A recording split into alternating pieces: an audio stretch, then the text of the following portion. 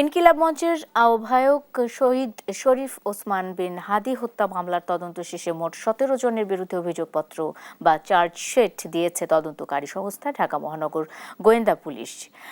মঙ্গলবার ঢাকার chief metropolitan magistrate আদালতে অভিযোগপত্র দাখিল করা হয়েছে। এক প্রশ্নের জবাবে ডিবি কর্মকর্তা শফিকুল ইসলাম বলেছেন, শরীফ ওসমান বিন হাদি নতুন ধারার রাজনীতি শুরু করেছিলেন। সেই রাজনীতির কারণে ঢাকা মহানগর উত্তর যুবলীগের সাংগঠনিক সম্পাদক ও মিরপুর এলাকার সাবেক ওয়ার্ড কাউন্সিলর তাইজুল ইসলাম চৌধুরীর নির্দেশনা ও পরিকল্পনায় ওসমান বিন হাদিকে গুলি করে হত্যা করা হয়েছে। ওসমান বিন হাদি হত্যা মামলার আসামি এবং গুলিবর্ষণকারী হিসেবে চিহ্নিত ফয়সাল করিম ছাত্রলীগের সাবেক নেতা ও তার সহযোগী আলমগীর আদাবর থানা যুবলীগের কর্মী। তবে এই তিনজনের কাউকে গ্রেপ্তার করা সম্ভব হয়নি, তারা ভারতে পালিয়ে গেছে বলে জানিয়েছে ডিবি। এই মামলায় এখন পর্যন্ত ১২ জনকে গ্রেফতার করা হয়েছে। সবাইকে আমন্ত্রণ জানাচ্ছি আর কাবেল নিবেদিত দেশ সন্ধ্যায়। আমি সোনিয়া হক আপনাদের সাথে আছি। আজকে আলোচনার বিষয় রেখেছি গুম, খুন, বিচার ও নির্বাচন, এবং এই বিষয়টি নিয়ে কথা বলতে আমার সাথে আজকে স্টুডিওতে যুক্ত রয়েছেন নূর খান লিটন, মানবাধিকার কর্মী, এবং যুক্ত হয়েছেন রাজেকুজ্জামান রতন, সহ সাধারণ সম্পাদক বাসদ। দুজনকে স্বাগত জানাচ্ছি। এবং যেমনটা বলছিলাম যে আজকে শহীদ শরীফ ওসমান বিন হাদি তার হত্যা মামলার চার্জশিট দেওয়া হয়েছে এবং যেটি বলা হয়েছিল সেই হিসাবেই আজকে চার্জশিট দেওয়া হয়েছে। যদিও এই মামলার যারা মূল আসামি মানে ঘাতক, সে পালিয়ে গেছে এবং তাকে ধরা যায়নি। বাদবাকি ১২ জনকে ধরা হয়েছে। ১৭ জনের মধ্যে ৫ জন এখনো ধরাছোঁয়ার বাইরে রয়েছে। আমি আলোচনাটা নূর খান লিটন আপনাকে দিয়ে করতে চাই। নির্বাচন আসছে, ২০২৬-এর নির্বাচন, এবং এর মধ্যে দেখা গেছে যে গণ অভ্যুত্থানে ক্ষমতাচ্যুত হওয়ার আগে আওয়ামী লীগের ১.৫ যুগের শাসনকালে ১,৫৬৯টি গুমের ঘটনার বিষয়ে নিশ্চিত হয়েছে গুম সংক্রান্ত তদন্ত কমিশন। এর মধ্যে অন্তত ২৫১ জন ব্যক্তি এখনও নিখোঁজ রয়েছে, তাদের মৃত বলে ধরে নেওয়া হচ্ছে। এই যে গুম খুনের রাজনীতি এবং একটা নির্বাচন, অত্যন্ত গুরুত্বপূর্ণ নির্বাচন ২০২৬ সালের এই নির্বাচনটি, সবকিছু মিলিয়ে আমরা যদি বলি যে এখন পর্যন্ত ২৫১ জন ব্যক্তি যাদেরকে আমরা মৃত বলে ধরে নিচ্ছি, মানে গুম হয়ে গেছে, মানে তার ফিরে আসার আর কোনো সম্ভাবনা নেই, আশা নেই, পরিবারগুলো হতাশার মধ্যেই আছে। আপনাকে দিয়ে আলোচনা শুরু করতে চাই। আপনি এখানে আসলে কতটুকু মানবাধিকারের লক্ষণ দেখছেন? কতটুকু মানবাধিকারের লক্ষণ বা লঙ্ঘন দেখছেন? প্রথম হচ্ছে, দেখেন, আমাদের কাছে তো মোট আমরা প্রাথমিকভাবে ১৯০০-র মতো অভিযোগ পেয়েছিলাম। পরবর্তীতে যাচাই বাছাই করে দুটি কারণে কিছু সংখ্যা বাদ যায়। একটি কারণ ছিল যে একাধিক ব্যক্তি একটি ঘটনায় অভিযোগ দায়ের করেছে, ডুপ্লিকেশন ছিল, সেটা বাদ দিতে হয়েছে। আরেকটা হচ্ছে সংজ্ঞার ক্ষেত্রে, মানে ডেফিনেশনের জায়গায় গুমে পড়ে না এরকম কিছু অভিযোগ ছিল, সেগুলো ব্যক্তিগত পর্যায়ের ছিল, সেগুলো গুমের ভিতর আসবে না, সেটা আমরা বাদ দিয়েছি। এরপর আমাদের যেটা আসছে ১৫৬৯ বা ৬১ এরকম। এর মধ্যে এই সংখ্যাটিও যে সম্পূর্ণ সংখ্যা এটা বলার সুযোগ নেই, কারণ আমরা দেখেছি আমাদের মানে জানুয়ারি মাসেও আমাদের কাছে অভিযোগ এসছে। তো গুম কমিশন তো প্রথম ছিল ৩১শে ডিসেম্বর, পরে ১৫ দিন বাড়িয়েছে। আমরা দেখেছি আসলে শেষ দিনেও আমাদের কাছে অভিযোগ এসছে। অনেকগুলো অভিযোগ আমাদের পক্ষে আসলে ওই সময় গ্রহণ করে যাচাই বাছাই করার সুযোগ ছিল না। তাতে একটা জিনিস খুব স্পষ্ট, যে মানুষের ভিতরে এখনো আস্থাটা এখনো ফিরে আসেনি বা সাহসটা আসেনি, যে সে সাহস করে গুম কমিশনের কাছে তার মানে সাক্ষ্যটা দিবেন অথবা তার অভিযোগটা দিবেন। মানে সাহসটা কেন ফিরছে না বলে এখন পর্যন্ত ধরেন আমাদের সমাজে তো আমরা দীর্ঘদিন ধরে দেখছি একটা যে মানে প্রথম হচ্ছে গুমটা যে কত ভয়াবহ, এটা তো আমরা সবাই অনুধাবন করছি বিভিন্ন রিপোর্ট দেখে এবং বিভিন্ন কথা শুনে, পত্রপত্রিকার নিউজ দেখে, আমাদের কথাবার্তা শুনে মানুষ বুঝছে যে এটা কত ভয়াবহ একটা ব্যাপার।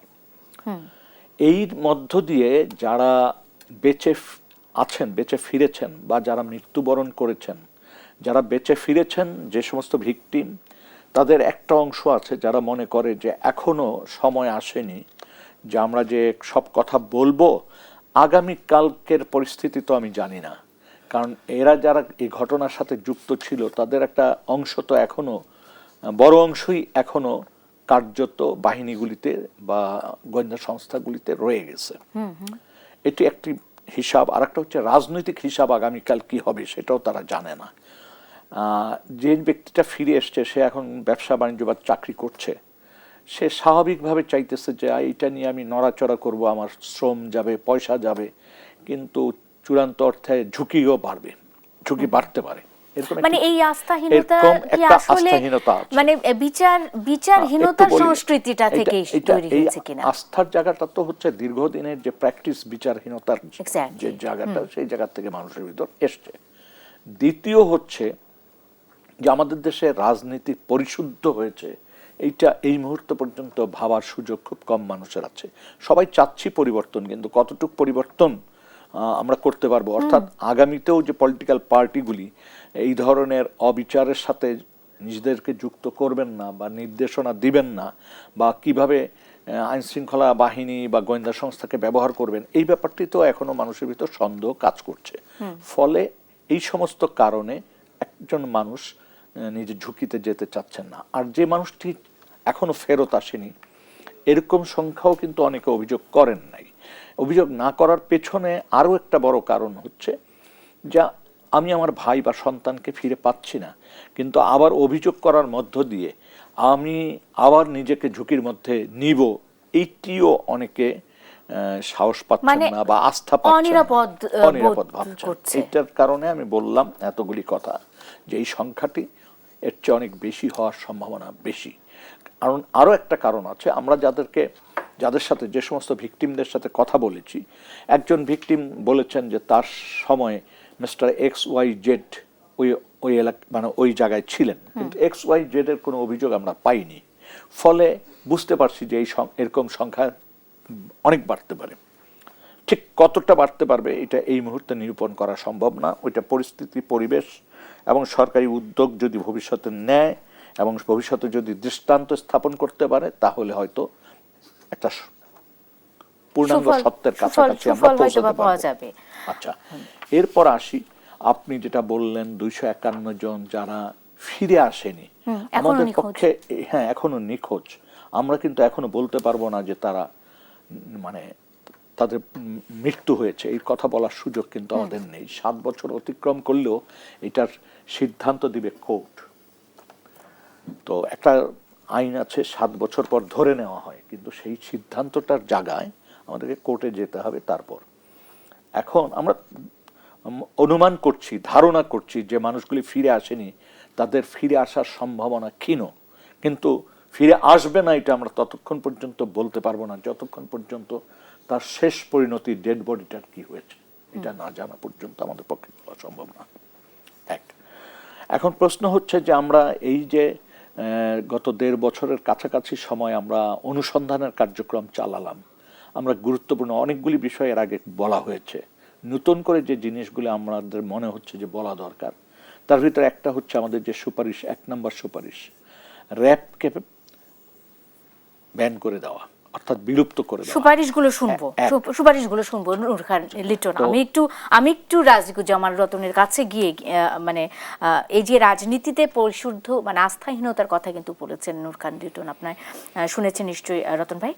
সেটা হলো যে রাজনৈতিক পরিশুদ্ধতা বা রাজনীতি যে আমাদের শুদ্ধ হয়েছে কিনা সেই বিষয়টি নিয়ে এখন পর্যন্ত যারা এই গুমের ঘটনায় যারা ভুক্তভোগী আছেন তারা এখন পর্যন্ত এক ধরনের আস্থাহীনতায় ভুগছেন, নিজেদেরকে অনিরাপদ মনে করছেন কিংবা এই ঝুঁকিটা নিতে চাচ্ছেন না। শুধু যদি হাদির ঘটনায় বলি আমরা, সেক্ষেত্রে ডিবি কর্মকর্তারা বলছেন যে আসলে এই হত্যাটিও হয়েছে রাজনৈতিক উদ্দেশ্যে, অর্থাৎ হত্যাকাণ্ডের নির্দেশদাতা ওয়ার্ড কমিশনার তাইজুল ইসলাম ওরফে বাপ্পি।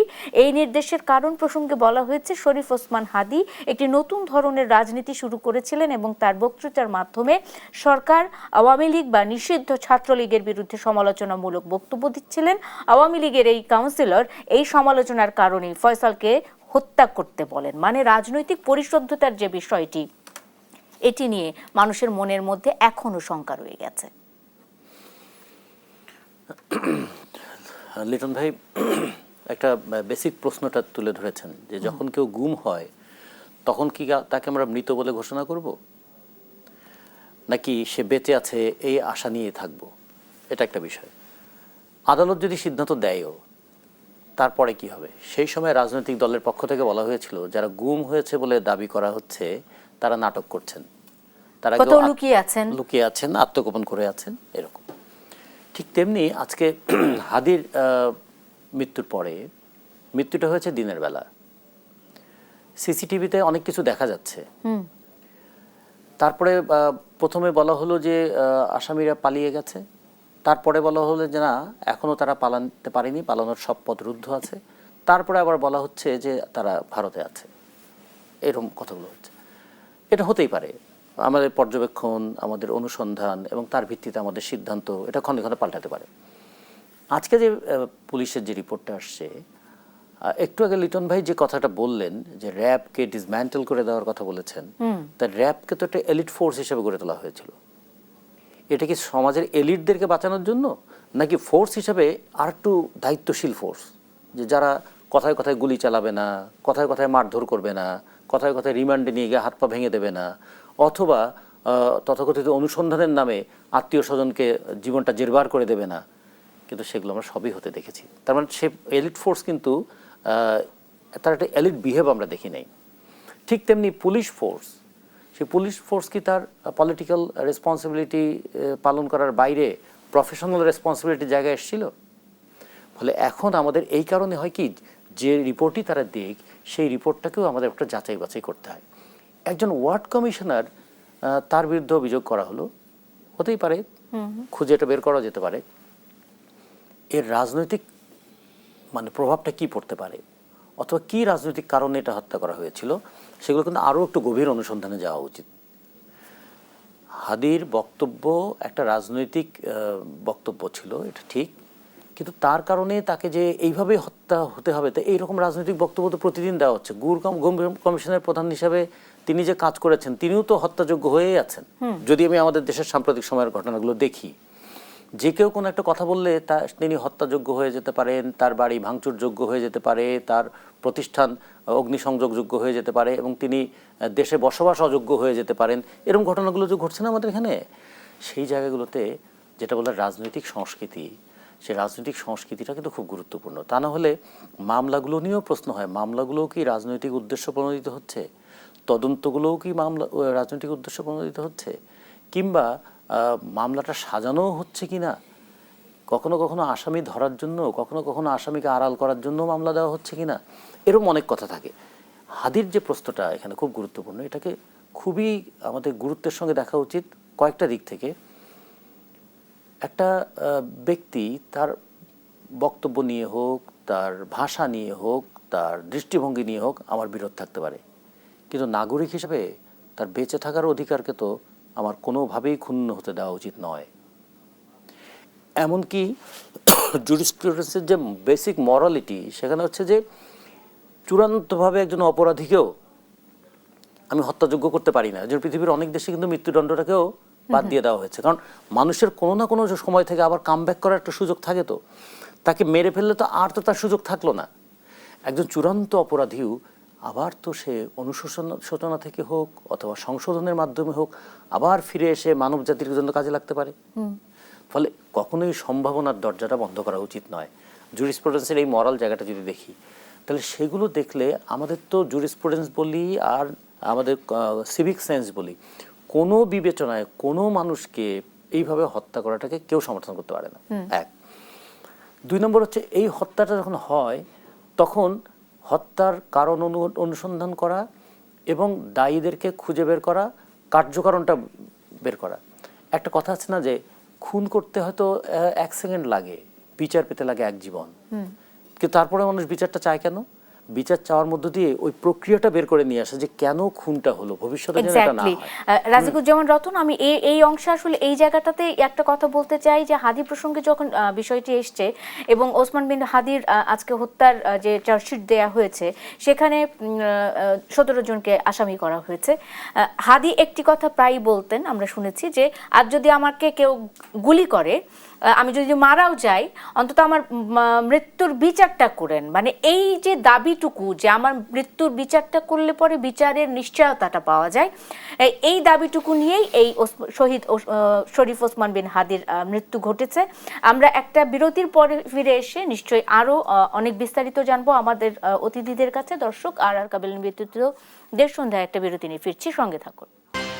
বিরতির পর স্বাগত আরেকবার। দেখছেন আর কাবিল নিবেদিত দেশ সন্ধ্যা। আমি সোনিয়া হক আপনাদের সাথে আছে এবং আলোচনা করছিলাম গুম খুন নির্বাচন, বিচার এবং নির্বাচন। এই যে বিচার নিয়ে কথা বলছি আমরা, গুম খুন নিয়ে কথা বলছি আমরা, সর্বশেষ রাজনৈতিক উদ্দেশ্যে হাদি হত্যা একটা বড় উদাহরণ। অনেক দিন পরে, এই ফ্যাসিস্ট যাওয়ার পরে, তার আগে যে ঘটনাগুলো ঘটেছে সেগুলো ঘটনাগুলো নিয়ে নূর খান লিটনরা কাজ করছেন। নূর খান লিটনের কাছে ফিরে যেতে চাই। সমাধান বলতে শুরু করেছিলেন কেবল নূর খান লিটন, আপনি যদি যুক্ত করেন। সমাধানে যাওয়ার আগে আমি একটা ঘটনা বলি। রাষ্ট্রীয় পৃষ্ঠপোষকতায় এই ঘটনাগুলি ঘটেছিল এবং রাজনৈতিক উদ্দেশ্য ছিল। রাজনৈতিক উদ্দেশ্য বলতে অপোজিশন যারা ছিলেন, যারা সমালোচনা করতেন, যারা অন্য দল করতেন, তার কর্মকাণ্ড বিরোধিতা করতেন এবং তার ক্ষমতায় থাকার জন্য যারা তাকে চ্যালেঞ্জ করতে পারত, এই জায়গাগুলিতে সে হাত দিয়েছে। এবং আপনি দেখেন যারা গুমের শিকার হয়েছে এদের অধিকাংশই দেখবেন বিএনপি জামাতের মধ্যম ক্যাটাগরির লোক, যারা কিনা মূলত অর্গানাইজার, যারা একটা আন্দোলন বাস্তবায়নে ফিল্ড লেভেলে কাজ করত। আপনি ঢাকা শহরের দিক তাকায় দেখেন, ঢাকা শহরের যেই অপোজিশন পার্টির যে সমস্ত কর্মী নেতাদেরকে গুম করা হয়েছে তাদের একটা বড় অংশই ছিল বিএনপির ইয়াং অর্গানাইজার, জাতীয়তাবাদী ছাত্র দলের প্রায় 46 জন। হ্যাঁ, এই ঢাকা শহরে যুব দলের 17 জন। হ্যাঁ, আপনি দেখবেন যে এটা হয়েছে। এটার কারণটা কি? আপনি দেখেন ওই যে আমাদের এখানে আন্দোলনের কিন্তু বিভিন্ন পর্যায়ে আছে এবং এইখানে খুব স্বাভাবিকভাবে গত 50 বছরের ইতিহাস ঘাটেন, অগ্নিসংযোগ একটা মাধ্যম, গাছ কেটে ফেলার মাধ্যম, মানে আন্দোলনের ইয়েগুলি এরকম। আপনি দেখেন এই প্রধানমন্ত্রীর নাকের ডগায়, তৎকালীন প্রধানমন্ত্রীর কার্যালয়ের সামনে যখন অগ্নিসংযোগ হলো গাড়িতে, একটি পাড়ার 8 জন মানুষকে তারা উঠিয়ে নিয়ে গেল। তারা বিভিন্ন জায়গায় পলাতক ছিল, 8 জনকে এক রাত্রের মধ্যে উঠাই নিল এবং 8 জনের একজনও এখন পর্যন্ত ফিরে আসেনি। আপনি যদি টাইম লাইনটা বিবেচনা করেন যে ওখানে অগ্নিসংযোগের ঘটনা, ওখানে মিছিল এবং তারপরে এই লোকগুলিকে টার্গেট করে এই কাজটা করলো। কিভাবে করলো? আমরা অনুসন্ধানে যেটা দেখলাম যে একটা গোয়েন্দা সংস্থা ডিজিএফআই তারা কিছু মোবাইল নাম্বারকে ট্র্যাক করলো, সেটার সংখ্যা প্রায় ঢাকা শহরে 200, যাদেরকে তারা মনে করলো যে এই মোবাইলে অনেক কথাবার্তা হচ্ছে। কথাবার্তা তো শুনতো নাগরিকদের এবং এদের কথাবার্তায় বোঝা যাচ্ছে যে এরা নির্দেশনা দিচ্ছে বা এরা সংগঠিত হচ্ছে। এই নাম্বারগুলোকে তারা ফলো করতে করতে আপনার বেশ কিছু মানুষকে উঠিয়ে নিল এবং তাদের বড় অংশই ফেরত আসেনি। আমরা শাহিনবাগের 8 জনের ব্যাপারে যেটা পেয়েছি সেটা একটু বলতেই হয় যে ডিজিএফআই থেকে একটা নাম্বার, নির্দিষ্ট মোবাইল নাম্বার র্যাব 1-এর কর্মকর্তাদেরকে দেওয়া হয়েছে এবং বলা হয়েছে যে তাদের অবস্থান এখন বসুন্ধরায়, আই ব্লক, রোড নাম্বার এত। সেখান থেকে তারা 6 জনকে, প্রথম 4 জনকে রাস্তা থেকে আর 2 জনকে একটা আন্ডার কনস্ট্রাকশন বিল্ডিং এর মানে সামনে থেকে, মোট 6 জনকে তারা উঠিয়ে নেয়। পরবর্তীতে কয়েক ঘন্টার মধ্যে তাদের এলাকা শাহিনবাগে এসে আরো 2 জনকে, একটা ড্রাইভার আর আরেকজন ছাত্র, মানে শুধুমাত্র সন্দেহ থেকেই এটা হচ্ছে। হ্যাঁ, এই জায়গাগুলি তো সন্দেহ প্রমাণিত নাই তো, কোনো প্রমাণ মানে সন্দেহের জায়গা থেকে এই ঘটনাটা ঘটলো। প্রমাণ করবে তো আদালত। এরপর আজ পর্যন্ত তারা আসেনি ফিরে। আপনি দেখেন মোহাম্মদপুরে ছাত্র শিবিরের একজন গুরুত্বপূর্ণ নেতা থানা লেভেলের হাফেজ জাকের, তাকে যারা উঠায় নিল প্রায় শেষ রাত্রের দিকে, এবং যাদেরকে উঠায় নিত যারা, তাদের অধিকাংশই কিন্তু কাকে উঠাচ্ছে এটা জানতো না। যেটা রাতেকুজ্জামান রতন না নূর খান লিটন এটা জানতো না। যারা টিমের, হয়তো টিম লিডার জানতো। ওই যে মোবাইল নাম্বার, ওই মোবাইল নাম্বার ট্র্যাক করে এসে দেখছে যে এই মোবাইলটা এই ঘরের এই বিছনার নিচে আছে, মানে বিছনায় পাওয়া গেছে। ওই বিছনায় কোনো লোক নাই, একজন লোক বাথরুমে আছে। তো ধরে নিছে যে এই লোকটাই সেই লোক, তাকে উঠাই নিছে। নেওয়ার পর সে কিছু দূর যাওয়ার পর আজানের শব্দ শুনে সে বলছে যে ভাই আমি তো কোরআনে হাফেজ, আমাকে একটু নামাজ পড়ার ব্যবস্থাটা করে দেন। এই কথা ওই যে টিমে ছিল যারা শুনেছে। তো তার ভিতরে একজন সদস্য সে মনে কষ্ট পেয়েছে, দুঃখ পেয়েছে, পাপবোধ জাগ্রত হয়েছে, এবং সে 5ই আগস্টের পর খুঁজে খুঁজে খুঁজে এই কর্নেল হাসিনুর বা আমাদেরকে খুঁজে পেয়েছে, এবং তারপর সে তার স্টেটমেন্টটা দিয়েছে। এবং পরবর্তীতে আমরা যাচাই বাছাই করে দেখলাম ওই জায়গা আমরা বের করতে পেরেছি যে বাসার থেকে তাকে নেওয়া হয়েছে, এবং সে বাসা ওখানে সাক্ষী সাবুত পেয়েছি, এবং যে ব্যক্তি নিজে স্বগতি বলল তার বক্তব্য নিলাম। এবং সেখান থেকে যে জিনিসটা পাওয়া গেল যে এই যে হাফেজ জাকের, এই জাকের নামটা কিন্তু জানতো না, জানতো হচ্ছে কোরআনে হাফেজ একজনকে নেওয়া হয়েছে। এবং সেই মনোকষ্ট থেকে সে কিন্তু এসে বলার পর আমরা আস্তে আস্তে অনুসন্ধান করে এটা পেলাম। এবং এই জাকেরকে নেওয়ার পরে টিএফআইতে রাখা হয়, এবং সে 2-3 দিন যে টাইমটা টিএফআইতে ছিল এটা নিয়ে কিন্তু কানাঘুষা হয়েছে যে আমরা একটা হাফেজ সাহেবকে ধরে নিয়ে আসছি, এরকম একটা কথাবার্তা হয়েছে। একজন সার্জন যে কিনা ওই হ্যান্ডকাপ বা অন্যান্য দ্রব্য রাখতো, তার কাছ থেকে ওই হ্যান্ডকাপ তারপর ওই মুখোশ এগুলি নিয়ে যাওয়া হয় একদিন মধ্যরাতে। এবং ওইখানে তখন কয়েকজন ড্রাইভার ছিল, তারা কেউ এই হাফেজ সাহেবকে নিয়ে বেরোতে রাত্রে রাজি হয়নি, কারণ তারা বুঝছে যে রাত্রে বের হওয়া মানে সে আর ফেরত আসবে না। যাই হোক, শেষ পর্যন্ত একজনকে জোর করে নিয়ে যাওয়া হয়, একজন ড্রাইভারকে, এবং যথারীতি প্রায় ভোরবেলা ওই টিমটা ফেরত এসে ওই টিমের যিনি এই সার্জেন্টের কাছ থেকে দড়ি এবং হ্যান্ডকাপ বা মুখোশ নিয়ে গেছে এটা ফেরত দিছে। তো এইটা ফেরত দেওয়ার মধ্য দিয়ে এই ব্যক্তিটা বুঝে ফেলছে যে ওই হাফেজ আর নেই। হ্যাঁ, তো এইটা একটা ঘটনা। বলেশ্বর নদীতে কিভাবে মানুষ মেরেছে, ওই বরিশালে কিভাবে নিয়ে মেরেছে, সুন্দরবনে কিভাবে মেরেছে, অনেক ঘটনা আছে, অনেক ঘটনা আছে, বিস্তারিত তো বলা যাচ্ছে না। হ্যাঁ, নূর খান লিটন, সময় আসলে স্বল্প, একটু শুধু মানে আমাদের রিকমেন্ডেশনের জায়গাগুলিতে বলি। র্যাব কেন আমরা ব্যান চাচ্ছি, কারণ হচ্ছে র্যাবের মতো একটা ফোর্স যেখানে সেনাবাহিনীর লোকরা আসছে, কিন্তু সে কিন্তু সেনাবাহিনীর চেইন অফ কমান্ডের ভিতর থাকছে না, আসছে এসে র্যাবের চেইন অফ কমান্ডের ভিতর থাকছে। ডিজিএফআই কিন্তু যখন একটা পোস্টিং হচ্ছে আর্মির লোক, সে কিন্তু আর সেনাবাহিনীর চেইন অফ কমান্ডে থাকছে না, প্রতিরক্ষা মন্ত্রণালয়। এবং দুর্ভাগ্যজনক হচ্ছে প্রতিরক্ষা মন্ত্রণালয় বাংলাদেশে সব মানে বিগত দিনগুলিতে দেখেছি যে প্রাইম মিনিস্টার বা পিএমের হাতে থাকে, তাদের হাতে থাকে।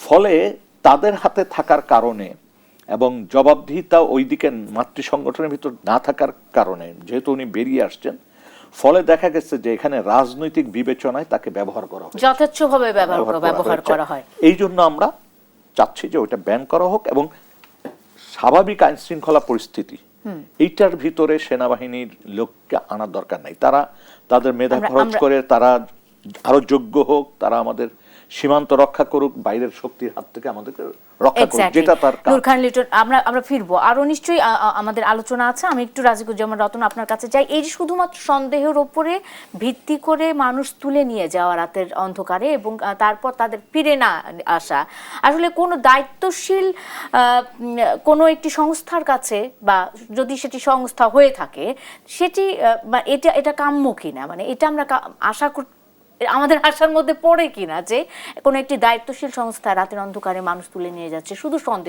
সন্দেহের উপর ভিত্তি করে।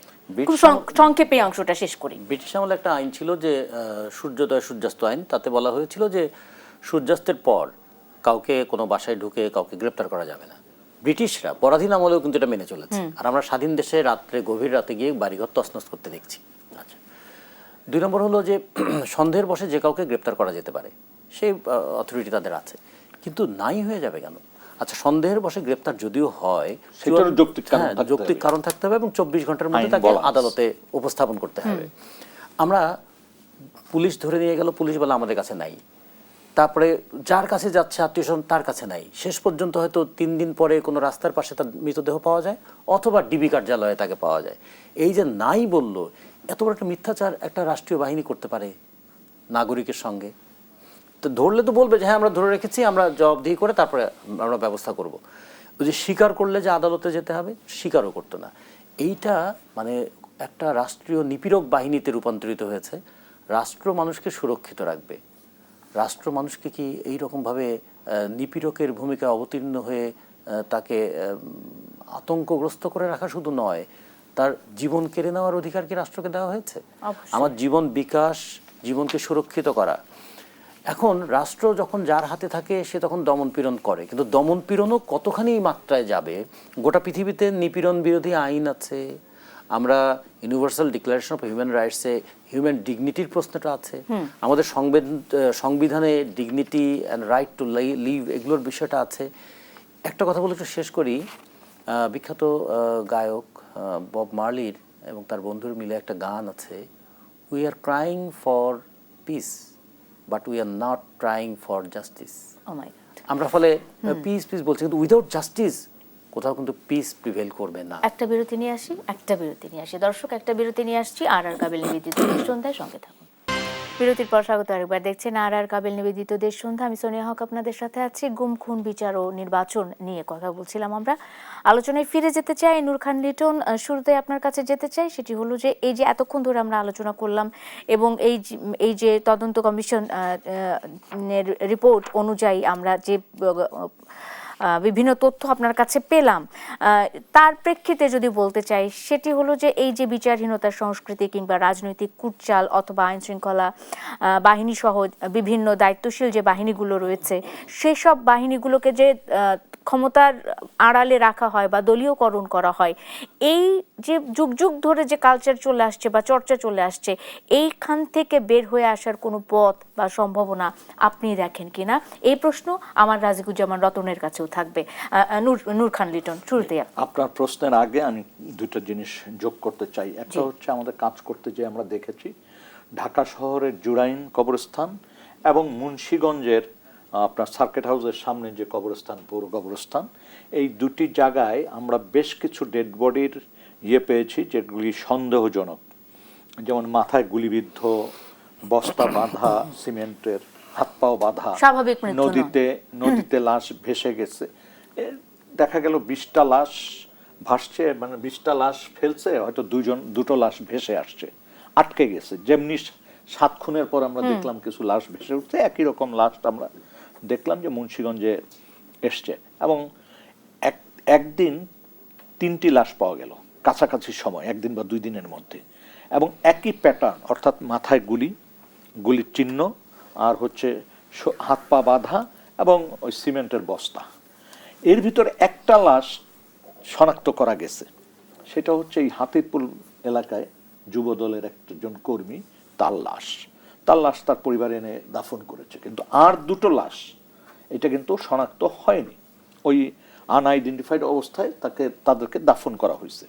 জুরাইনে এরকম অনেক লাশ ওই সময়ে দাফন করা হয়েছে ওই সময়কালে। এখন আমাদের একটা সুপারিশ থাকবে যে এই জায়গাগুলিতে যে 251 জন বা 260 জন যেটা যারা ফিরে আসেনি, তাদের নিকটতম আত্মীয়দের ডিএনএ নমুনা সংগ্রহ করা, প্রোফাইল তৈরি করা, এবং ভবিষ্যতে এই জায়গাগুলিতে অন্য লাশও তো দাফন হয়েছে, আনআইডেন্টিফাইড তো শুধু এই লাশ না, এর বাইরেও অনেক সাধারণ হত্যাকাণ্ডের লাশও এই জায়গায় দাফন করা হয়েছে, বা স্বাভাবিক মৃত্যু কিন্তু চিহ্নিত করা যায় না এই ব্যক্তিকে, তাকেও দাফন করা হয়েছে। এই ডেড বডিগুলির সাথে যদি ভবিষ্যতে ফরেনসিক ইনভেস্টিগেশন করা হয় ইন ডেপথ, তাহলে আমার ধারণা যে কিছু মানুষের মৃতদেহ শনাক্ত করা সম্ভব হবে। এই জন্য আমি এই 3 জনের ব্যাপারটা বললাম যে 3 জন একই টাইপের, এক কাছাকাছি সময় পাওয়া গেছে, একই প্যাটার্নের ডেড বডি, একজনকে চিহ্নিত করা গেছে আর 2 জনকে চিহ্নিত করা যায়নি, মানে তার পরিবারের কেউ যায়নি ওখানে। সুতরাং এই যে ব্যক্তিকে চিহ্নিত করা গেছে, এইটা স্থানীয় লোকরা পরিষ্কার বলছে যে আইন শৃঙ্খলা রক্ষাকারী বাহিনীরাই তাকে তুলে নিছে, যে পদ্ধতিতে তুলে একবারে হুবহু।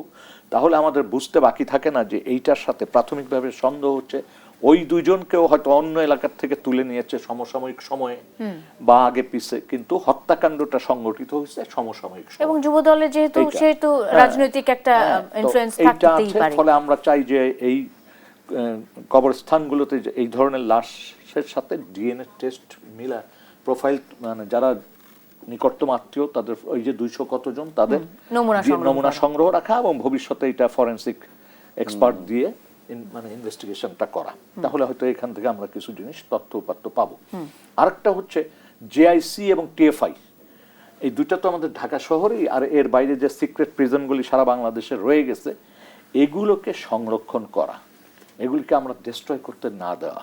কারণ আসলে ভবিষ্যৎ ইতিহাস জানুক মানুষ যে এই দেশে এক সময় কি ধরনের কার্যক্রম হয়েছে।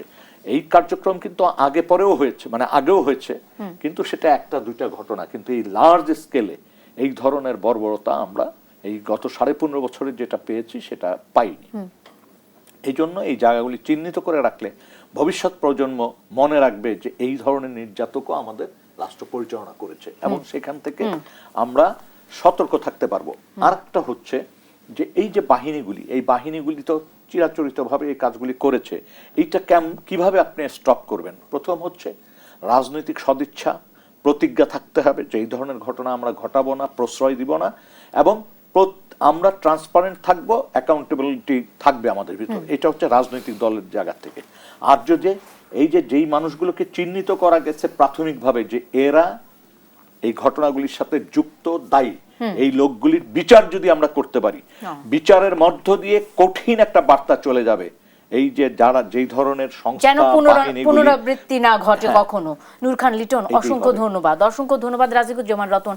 খুব সংক্ষেপে আমি আমার যে প্রশ্নটি করেছিলাম সেটির উত্তরটা একটু দিতে। একটা হচ্ছে এই ধরনের অপরাধ কমবে এরকম সম্ভাবনা কি আমরা দেখি? তাহলে কোন ঘটনার উপর, কোন পরিস্থিতির উপর ভিত্তি করে এই ধরনের ঘটনা ঘটেছে সেটা দেখতে হবে। যদি ভিত্তিটা আগের মতোই থাকে তাহলে পরিস্থিতি পাল্টাবে না। যদি শোষণমূলক ব্যবস্থা থাকে, নিপীড়নমূলক ব্যবস্থা থাকে, ক্ষমতায় আমি থাকলে সব আমার ক্ষমতা আছে মানে আপনাকে ক্ষমতাহীন করে রাখার ক্ষমতা আমার আছে, ফলে আপনার কাছ থেকে কোনো ধরনের প্রতিবাদ আমি সহ্য করব না, এই মানসিকতা যদি থাকে তাহলে এই ধরনের ঘটনা ঘটতে থাকবে। 2, বিচারের মুখোমুখি হওয়ার ভয় যদি কারো না থাকে, দায়হীনতার জায়গা এবং তাদেরকে ইমিউনিটি দেয়া, যেটা ইম্পিউনিটি, সেটা যদি দেওয়া হয় তাহলে কি হবে যে অপরাধ করলে তো আমি পার পেয়ে যাব। তাহলে কেউ যদি একবার ভাবতে শুরু করে এই মেয়াদকালে যা অপরাধী করি না কেন আমি পার পেয়ে যাব, সে তো তখন দুর্বৃত্ত হয়ে উঠবেই। ফলে এই জিনিসগুলো একটা থাকবে। আর একটা বিষয় এখানে হবে যে যদি আমার নিপীড়ন চালালে প্রফিট পাওয়া যায়, মানে নিপীড়ন চালালে কিন্তু 2 ধরনের বিষয় থাকে। একটা হলো নিজের মনের মধ্যেও কিন্তু একটা পীড়ন হয় যে লোকটাকে মারলাম, কিন্তু যেটা লোকটাকে মারার ফলে আমার মনের মধ্যে যে পীড়নটা আছে, আমার প্রাপ্তি তার চেয়ে অনেক বেশি, তাহলে সে কিন্তু এটাকে আবার জাস্টিফাই করে ফেলে, কি করব ভাই, টাকার জন্য করেছি। আর একটা বড় জিনিস আছে, উপরের নির্দেশে করেছি। উপরের নির্দেশটাকে চ্যালেঞ্জ করার ক্ষমতা যদি না আসে, আর এই সমস্ত ঘটনা ঘটিয়ে যারা টাকার মালিক হয় সেইটাকে যদি আমরা ধরতে না পারি, তাহলে কিন্তু এই ঘটনাগুলো আবারও ঘটার সম্ভাবনা আছে বা আশঙ্কা আছে। অসংখ্য ধন্যবাদ।